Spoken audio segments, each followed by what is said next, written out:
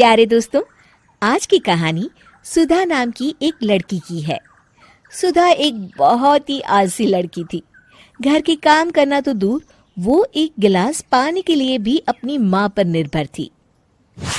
अरे अब उठ भी जा नालायक, 10 बजे तक सोती रहती है। अरे कुछ तो घरेलू लड़कियों वाले लक्षण दिखा। सोने दो ना माँ, क्यों परेशान कर रही हो? अरे भाग्यवान, क्यों मेरी बिटिया को तंग कर रही हो? सोने भी दो इसे। लो, बाप बेटी दोनों एक जैसे हैं। देख लेना, आपकी ये लाडली ससुराल जाके हमारी नाक कटाएगी। मैं कहती हूँ अब भी वक्त है, अपनी ये आदतें सुधार ले, वरना ससुराल में तेरी सास कान खींच कर तुझे सीधा करेगी। वही तुझे सबक सिखाएगी। दुनिया में आज तक कोई ऐसी सास पैदा नहीं हुई माँ, जो सुधा चोपड़ा को सबक सिखा सके। लेकिन होनी को कुछ और ही मंजूर था। सुधा की शादी एक ऐसे घर में हो जाती है जहां उसकी सास एक रिटायर्ड पुलिस वाली थी।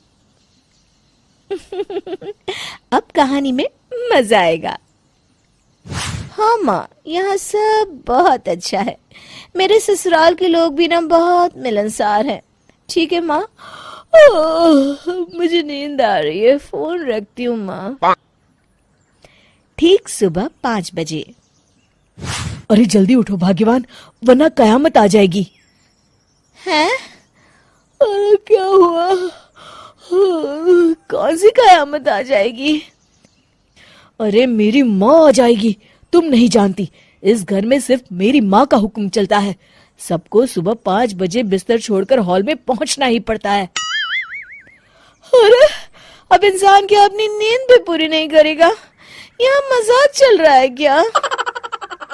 तभी वहां सुधा की सास आ जाती है। अटेंशन! मजाक तो तू समझ रही है बाबू, ये मेरा घर है और यहाँ हर किसी को डिसिप्लिन में रहना होगा। अटेंशन! अरे माँ जी, लेकिन इतनी सुबह कौन उठता है? कौन होता है मतलब? हम सभी उठते हैं, रोज उठते हैं, और अब से तुझे भी उठना पड़ेगा। आखिर मैं पुलिस वाली जो ठहरी। अटेंशन! अरे माँ जी, लेकिन अब तो आप रिटायर हो गई हो ना।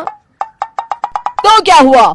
शेर कितना भी बूढ़ा हो जाए, शिकार करना नहीं छोड़ता। उसी तरह हम पुलिस वाले रिटायर होने के बाद भी अपने अनुशासन में ही जीवन जीते हैं। चलो अब बेकार की बहस बंद करो और उठकर हॉल में चलो। अभी आधा घंटा तुम सबकी परेड चलेगी। अटेंशन! अरे मैं कोई परेड नहीं करने वाली। सुधा की सास अपनी बहू का ये बर्ताव देख झल्ला उठती है। गौर से देख, तू कहां और किसके सामने खड़ी है? यहां बात सिर्फ एक बार समझाई जाती है, बस। अटेंशन! इतना कहकर सुधा की सास चली जाती है। अपनी सास का ये रूप देखकर सुधा घबरा जाती है और जल्दी से उठकर बाहर चली जाती है। उस दिन से सुधा की जिंदगी बदल जाती है। हाय, थक गई मैं तो। ये घर है या जेल? कितना काम करना पड़ता है। लाइए दीदी, 2 रोटियां और दीजिए, मुझे बड़ी भूख लगी है। ठहर जा बहू, ये तू क्या कर रही है? मैंने सबके खाने का हिसाब तय कर रखा है। तुम 4 रोटी से ज्यादा नहीं खा सकती और ये मिर्च मसाला भी नहीं चलेगा। मेरी बहुएं एकदम फिट होनी चाहिए। अटेंशन! क्यों माँ जी, आप हमें दंगल में लड़ने के लिए तैयार कर रही हैं क्या? क्या कर रही हो सुधा? माँ जी को मजाक बिल्कुल पसंद नहीं है। चुप करके खाना खा लो, इसी में भलाई है।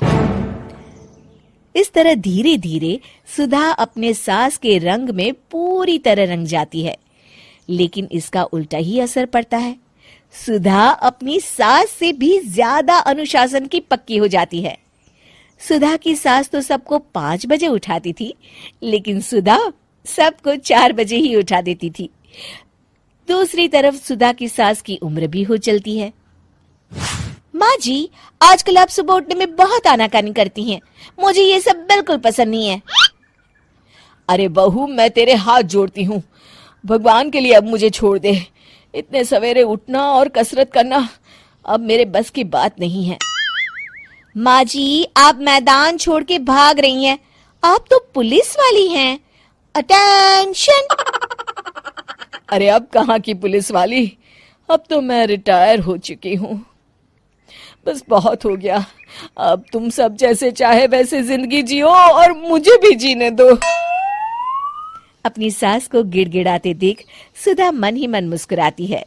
इस तरह उस दिन के बाद से सुधा के ससुराल वाले एक सामान्य जीवन जीने लगते हैं।